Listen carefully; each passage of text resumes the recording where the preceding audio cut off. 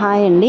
నేను ఈరోజు ఒక విషయం షేర్ చేసుకోవాలనుకుంటున్నాను. చిన్నప్పుడు మా అమ్మ చెప్పేది, గోర్లు ఇంట్లో వేయకూడదు. చాలామంది ఏందంటే చెప్పినా వినరండి. ఉదాహరణకు మా ఆయన ఇంట్లో గోర్లు తీస్తుంటాడు. మా అమ్మ చెప్పేది మాకు, గోర్లు అనేవి ఇంట్లో తీయకూడదు అని చెప్పని, ఎందుకు వేయకూడదు అని చెప్పి ఉదాహరణ కూడా చెప్పిందండి. ఒక చిన్న కథ. బహుశా ఇది మీ అమ్మ వాళ్ళు కూడా చెప్పుంటారు.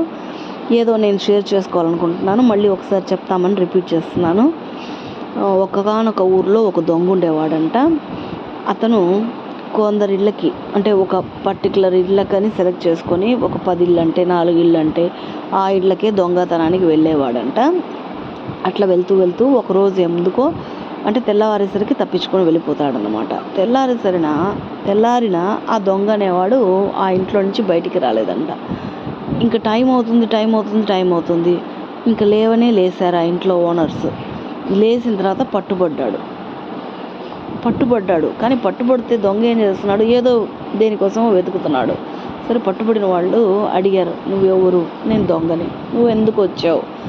దొంగతనానికి వచ్చాను. మరి ఏం చేస్తున్నావు చూపించమంటే, ఏదో కొంచెం డబ్బు ఏమో దొంగలు ఇచ్చున్నాడండి.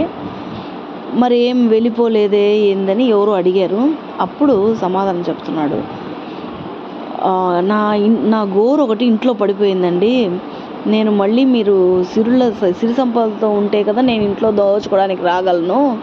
మీరు చల్లగా